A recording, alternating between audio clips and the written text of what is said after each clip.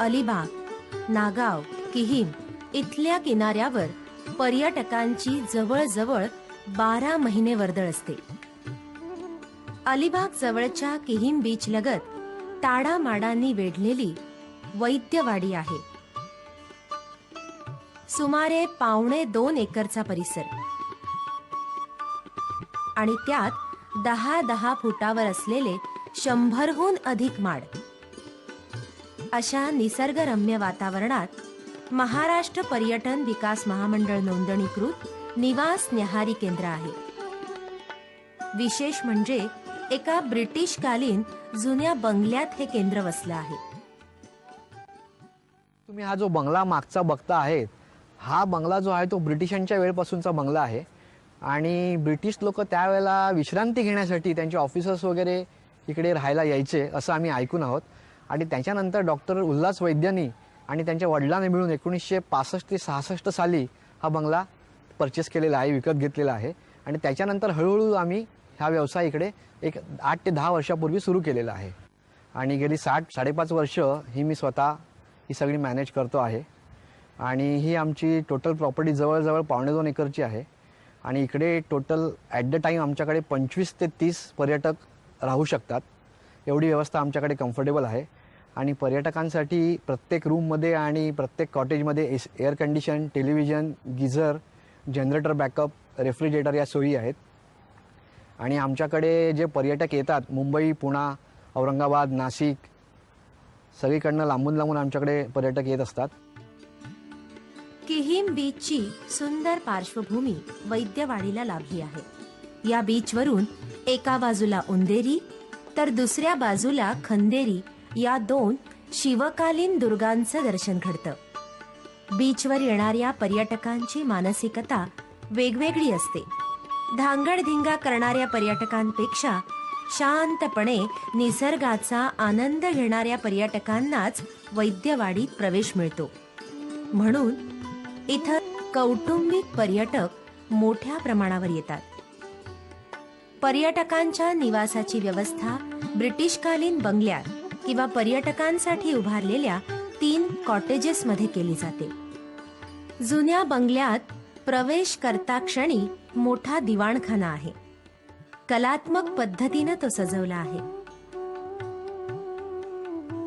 आतल्या बाजूला 2 बेडरूम्स आहेत. छोट्या कुटुंबाची सोय कॉटेजमध्ये केली जाते. पर्यटकांच्या आवडीनुसार त्यांच्या न्याहारी व भोजनाची व्यवस्थाही इथं केली जाते. स्थानिक तरुणांना या दृष्टीनं आवश्यक ते प्रशिक्षणही दिलं गेलं आहे.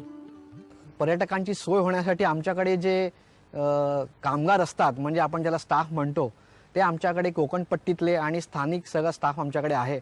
आणि माझा असा अनुभव आहे की ते लोक इकडे 5 ते 7 वर्ष आमच्याकडे कंटिन्यू काम करत आहेत आणि वर्षातनं साधारण ते लोक 10 ते 11 महिने कंटिन्यू काम करतात ना. फक्त ते गावाला जातात. बाकी 10-11 महिने ते कंटिन्यू आमच्याकडे राहिल्यामुळे पर्यटकांची सोय आमच्याकडे राऊंड द क्लॉक होऊ शकते.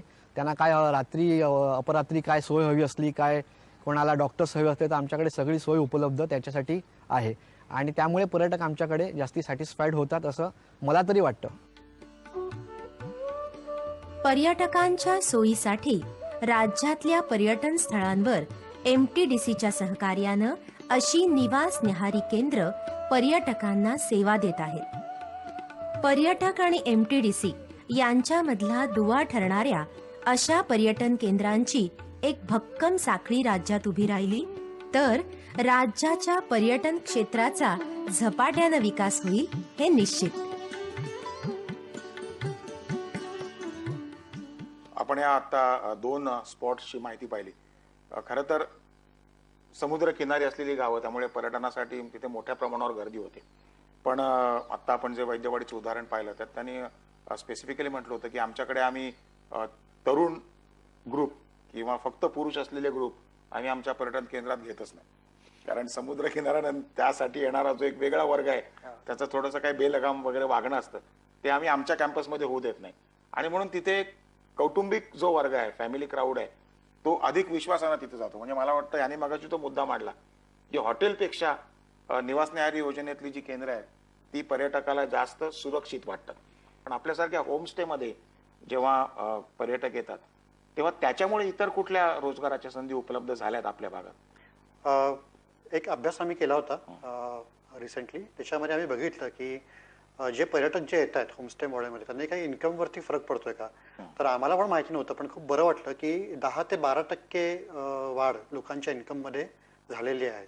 हा झाला प्रत्यक्ष फायदा. दुसरा फायदा असा आम्हाला आढळला आहे की फक्त होमस्टे नाही तर गावातील टेलिफोन बूथ जे आहेत, गावातले हॉटेल्स आहेत, दुकानं आहेत किंवा अन्य जे सोयी पुरवणारे रिक्षावाले आहेत किंवा बोटीच्या फेरी करणारे कोळी लोक जे आहेत, तर ह्या संपूर्ण गटाच्या इन्कममध्ये पण एक हातभार ह्याचा लागतोय.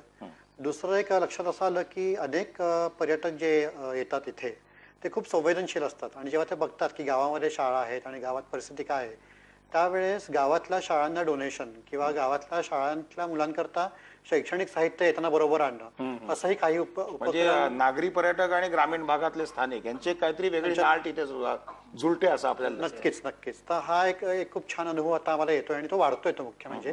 तर त्यामुळे एक ते गावाच्या व्यवस्थापनात आपण कसं पर्यटकांना आपण गुंतवता येईल ह्याचा एक प्रयत्न आपण ह्या माध्यमातून करतोय. मुकेशजी, हे जे होमस्टेच्या बाबतीत होत असलेलं रोजगार निर्मिती आपण पाहिली, ही जी होमस्टे जी प्रस्तावित जी स्कीम आहे ती नेमकी काय आहे आणि त्याच्यामध्ये सहभागी व्हायचं असेल तर काय करायला हवं? प्रस्तावित होमस्टे योजना याच्यामध्ये बेसिकली आम्ही बचत गटांना नोंदणी देणार आहे. बचत गट असतील किंवा युवा मंडळ असतील किंवा मग स्थानिक स्वराज्य संस्था किंवा आपण ज्यांना NGO म्हणतो, सॉरी, NGO जे असतील गैर सरकारी संस्था, अशा ग्रुप्सला आपण नोंदणी देणार आहे आणि या ग्रुप्सने गावातली 10 घरं निवडून त्या 10 घराच्या घरमालकांना NOC घ्यायची आणि येणाऱ्या पर्यटकांची 10 घरात व्यवस्था करायची. म्हणजे एक ग्रुप ऍक्टिव्हिटी या टाइप मध्ये आपलं होमस्टे असेल, जर का निवास न्याहारी इंडिव्हिज्युअल ऍक्टिव्हिटी असेल. येस. मला वाटतं मुकेशजींच्या माध्यमातून आज बरीच माहिती निवास न्याहारी आणि होमस्टे विषयी या भागातनं आपण महाराष्ट्रासमोर पोहोचवलेली आहे. कारण शेवटी एखाद्या प्रांताचं पर्यटन वाढतं म्हणजे काय होतं, त्यात जर का स्थानिकांचा सहभाग असेल तरच त्या पर्यटनाच्या वाढीला खरा अर्थ आहे. आणि निवास न्याहारी आणि होमस्टे या योजना अशा आहेत की जिथे ग्रासरूट लेवलला तिथे असलेल्या एका कुटुंबाला, फॅमिलीला आपण आपल्या पर्यटनाच्या क्षेत्रामध्ये आपल्या जाळ्यामध्ये घेतोय आणि या प्रत्येक छोट्या छोट्या इंडिव्हिज्युअल युनिट्स एक फार मोठं जाळं बनतंय आणि त्यातनं महाराष्ट्रातल्या पर्यटन क्षेत्राचा विकास होणार आहे. आणि आज मुकेशजी ही तुम्ही सगळी माहिती दिलीत. मला खात्री आहे की महाराष्ट्रातल्या जे कोणी आज हा कार्यक्रम पाहत असतील त्यांनी नक्कीच यापासून काहीतरी प्रेरणा घेतली असेल आणि कदाचित तुमच्याकडे निवास न्याहारी किंवा होमस्टेसाठी अर्जांचा कदाचित पाऊस पडेल इतकं एक छान चित्र तुम्ही उभं केलेलं आहे. आणि ते नुसतं चित्र उभं केलेलं नाही, ते खरं आहे, ते वास्तव आहे, ते खरोखरच तुमचा त्या योजना धारकाचाही विकास करणार आहे. मला वाटतं ह्याच नोटवरती हा कार्यक्रम संपूया. मुकेशजी, आपले मनपूर्वक आभार. तसंच आपणही दोघं येऊन आपले अनुभव इथे शेअर केलेत आणि महाराष्ट्राच्या जनतेपर्यंत हा पर्यटनाचा विषय आपण वेगळ्या पद्धतीने पोहोचवलाय. हे MTDCचे हा जो उपक्रम आहे, पर्यटनातून रोजगाराची संधी, ही मालिका अशीच चालू राहणार आहे. पुढचा एपिसोड पुढच्या शनिवारी रात्री 8 वाजता सह्याद्री वाहिनीवर पाहायला विसरू नका. नमस्कार.